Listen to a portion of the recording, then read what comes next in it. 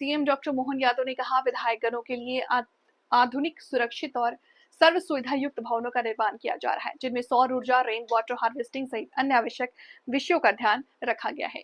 मध्य प्रदेश के मुख्यमंत्री डॉक्टर मोहन यादव ने विधानसभा अध्यक्ष नरेंद्र सिंह तोमर के साथ नवीन विधायक विश्राम गृह के निर्माण कार्य का भूमि पूजन किया।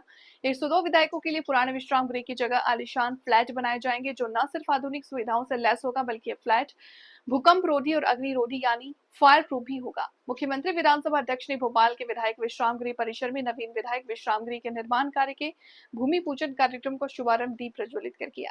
दोनों नेताओं ने वैदिक मंत्रोच्चार के साथ भूमि पूजन किया। इस अवसर पर संसदीय कार्य मंत्री कैलाश विजयवर्गीय, राकेश सिंह, खेल युवा कल्याण मंत्री विश्वास कैलाश सारंग और राज्य मंत्री श्रीमती कृष्णा गौर समेत अन्य गणमान्य जनप्रतिनिधि उपस्थित रहे।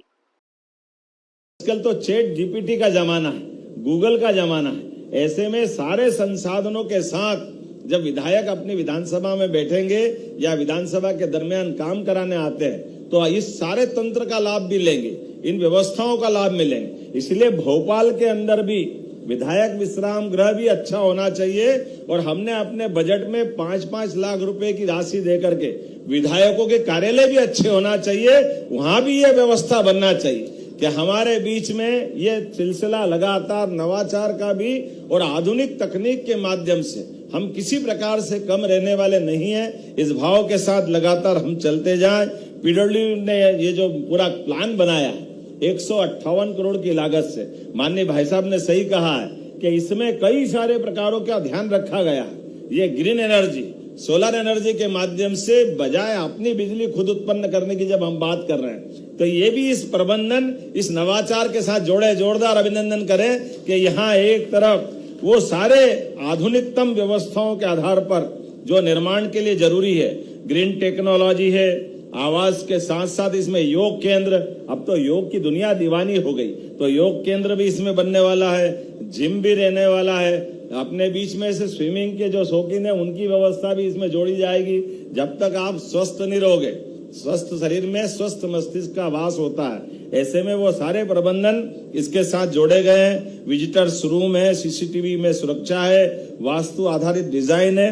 क्या चीज नहीं छोड़ी है आपने, एक बार जोरदार अभिनंदन करो। सब कुछ जोड़ा है जिस प्रकार के वर्तमान के समय के साथ होना चाहिए। रेन वाटर हार्वेस्टिंग भी हमको मालूम है, जल ही जीवन है।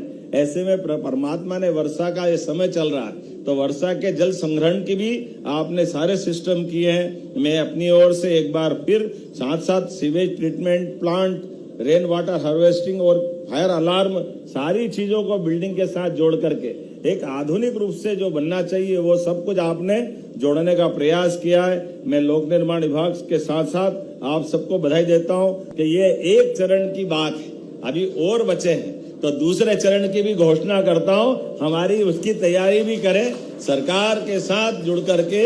ये एक तरह से हम इन सारे मामलों में सहभागी भी हैं और साक्षी भी हैं। उम्मीद करेंगे विकास का ये क्रम जारी रहेगा। जब हम अपनी समृद्धि की बात करते हैं तो स्वच्छता की बात भी आती है, और स्वच्छता की बात में भी वैसे तो आदिकाल से भारत के लोगों की जीवन शैली सदैव लोगों को आकर्षित करती रही है। हमारे लिए सिंधु घाटी की सभ्यता कितनी पुरानी है, कब का वो उस समय का उनका बिल्डिंग डिजाइन का, नगर डिजाइन का नक्शा, पानी की निकासी, रहन सहन के तरीके। हमारे घर घर में स्वच्छता की तो इतनी परंपरा है कि हमारे बीच में वल्लभ संप्रदाय के घर में तो माता बहनें एक वस्त्र, वो भी गीला वस्त्र करके भोजन बनाने में विश्वास करती। दुनिया जिसको खाना खाने बोलती है, हमारे यहाँ कोई खाना शब्द का संबंध नहीं रखता है। वो भोजन, भोजन मतलब भगवान को भोग लगाओ फिर हम पाओ। हमारा ये भोजन से जो संबंध आता है, हमारे लिए सीधा परमात्मा ने कभी ये पद्धति नहीं दी है, और इसीलिए तो जियो और जीने दो की बात करते हैं। यह हमारी उदार संस्कृति भी है जो वसुदेव कुटुंबकम से भी जुड़ती है।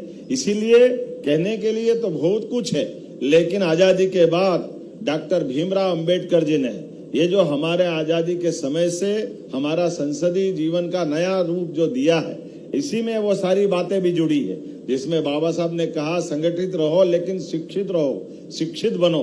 तो शिक्षित बनने के साथ नई टेक्नोलॉजी के आधार पर जो समय चल रहा है कि आप हमारे माननीय विधायक अगर विधायक विश्राम गृह में भी आते हैं तो वह विश्राम गृह नहीं है, वो सेवाग्रह है। जोरदार अभिनंदन करो इस भावना के आधार पर। इसलिए हमारी सरकार ने भी अपना विजन डॉक्यूमेंट्स बनाते हुए विधानसभा के अंदर माननीय विधायक गण भी अपना पूरी विधानसभा में 5 साल में डेवलपमेंट का क्या खाका खींच के आते हैं, किस प्रकार से वो विकास की कल्पना करते हैं। इसलिए समग्र रूप से जब हम सारी चीजों को लेके चलते हैं, वो बदलते दौर का समय है।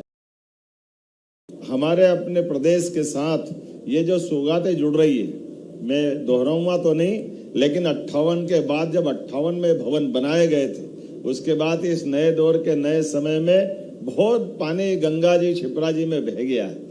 आज अपना दुनिया का सबसे बड़ा लोकतंत्र माननीय मोदी जी के नेतृत्व में, जोरदार अभिनंदन करें यशस्वी प्रधानमंत्री का, दुनिया का सबसे बड़ा गणतंत्र भारत।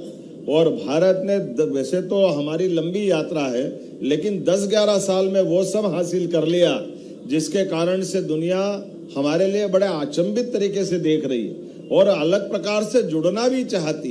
एक वो चीज, जैसे मैं उदाहरण देना चाहूंगा भाई साहब, कल हमने स्पेन में हमारी वहां की एक मंत्री का अभिनंदन किया था। तो अभिनंदन करने में आमतौर पर हमारा जो ट्राइबल आर्ट का हमारा जो स्कार्फ है वो अपन ने दिया और इतना अच्छा लगा। उन्होंने कहा आपके ऐसे घूंघट भी निकालते ना, उन्होंने घूंघट निकाल के बताया। मुझे लगा कि हमारे कल्चर को कितना प्रेम से देखना चाहते। कहाँ वो बदलते दौर का समय और कहाँ आज का समय। यहाँ भोपाल के कालरा बंधु जिनने 2 रेस्टोरेंट चालू किए, मैंने कल प्रेस कॉन्फ्रेंस में भी बताया। हमने कहा आपका ये रेस्टोरेंट चलता? बोला हाँ चलता है। तो हमने कहा कौन कितने प्रकार? बोले 90% तो विदेश के लोग भोजन करने आ रहे हैं हमारे रेस्टोरेंट में। ये इतना आनंद से, वो प्रेम से, वो सारी शुद्धता के साथ इतना अच्छा लगता है कि हमारी एक चीज को विश्व में जो आप नए प्रकार से देखा जा रहा है। और बहुत सारी बातें हैं, लेकिन आज मैं मान के चलता हूं जिस प्रकार से समय बदला है कि हम अपने राज्य के खास करके युवाओं के रोजगार के लिए, हमारे किसानों की अपनी उत्पादकता तो है, वो कपास उत्पादन कर रहे हैं, फल सब्जी फूल, अब अपना सिंचाई का रकबा भी बढ़ रहा है। लेकिन अब हमको विदेश की टेक्नोलॉजी लेकर के उनको और अच्छे से अच्छे दाम मिले और इस दिशा में हमारा और समृद्धि की तरफ कदम बढ़े। तो हमने इस अभियान को लेकर के राज्य के अंदर भी, राज्य के बाहर, देश के अंदर भी, देश के बाहर भी, तो ये जो अभियान सरकारों के साथ चलाया है, इसके आदर्श तो मोदी जी है। उन्होंने इसी तरह से यात्रा गुजरात को कहां से कहां पहुंचाया। जोरदार अभिनंदन करें ये अपने बदलते दौर के समय के लिए।